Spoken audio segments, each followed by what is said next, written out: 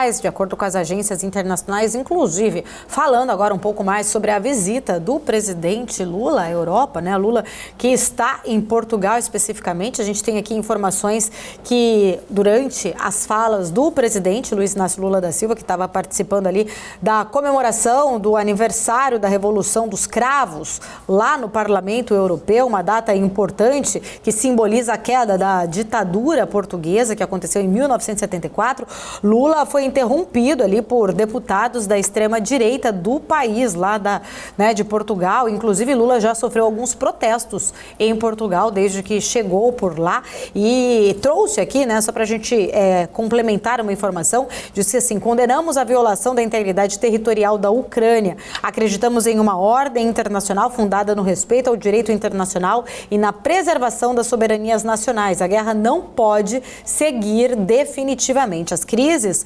alimentar e energética são problemas de todo mundo, todos nós fomos afetados de alguma forma pelas consequências dessa guerra. É preciso falar da paz.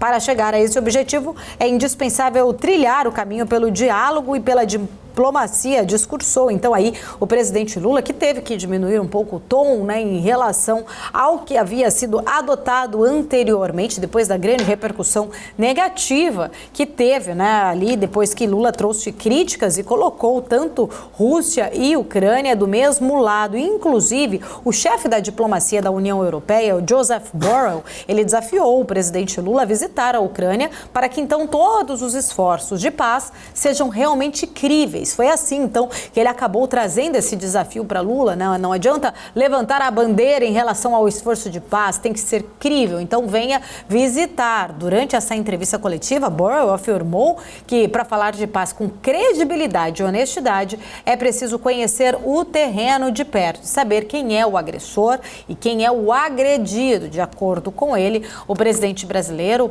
acabou nivelando ambos os lados do conflito e questionou onde estavam os pedidos de paz do Brasil quando a Rússia concentrava suas tropas lá na fronteira com a Ucrânia.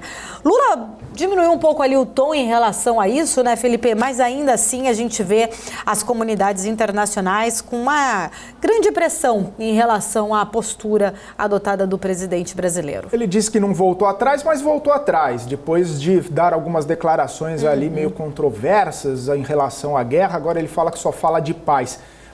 E disse também, essa pressão para visitar a Ucrânia é justamente por conta das declarações do presidente Lula, mas ele já falou que não visitou a Rússia e não vai visitar a Ucrânia, É claro que enviados do governo brasileiro foram até os dois países, principalmente o ex-chanceler Celso Amorim esteve na Rússia, esteve em Moscou para conversar, inclusive tentar, alinhar algum tipo de acordo de paz com Vladimir Putin. Esteve também na Ucrânia o ex-chanceler Celso Amorim, que hoje é um secretário especial de Relações Exteriores, Ele foi até Kiev conversar com Volodymyr Zelensky, inclusive para tentar esse tratado, E o presidente Lula fala sobre paz, fala sobre essa tentativa de colocar o Brasil como protagonista nesse cenário de quebra dessa beligerância toda entre os dois países do leste europeu.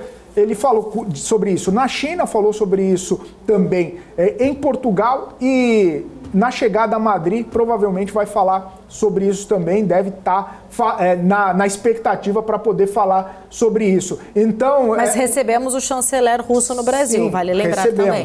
Recebemos, assim como poderíamos receber o Dmitry Kuleba, que é o chanceler da Ucrânia, se ele fizesse uma visita, e não vejo problema nenhum. Acho que o Brasil não se negaria a receber, até porque nessas últimas falas de Lula e dos representantes brasileiros, até mesmo do próprio ministro, o próprio chanceler Mauro Vieira, falando sobre a necessidade dessa interlocução, desse diálogo, A única coisa problemática da visita do Lavrov aqui no Brasil foi justamente ele falar em russo e na tradução estar aquela palavra alinhamento. Essa foi a grande questão ali, a pulga atrás da orelha que colocou na comunidade internacional essa palavra alinhamento. Se fosse uma recepção natural ali entre chanceleres, entre pessoas ligadas às relações exteriores, não teria problema nenhum se não fosse a palavra alinhamento, Paula. Exatamente, Felipe.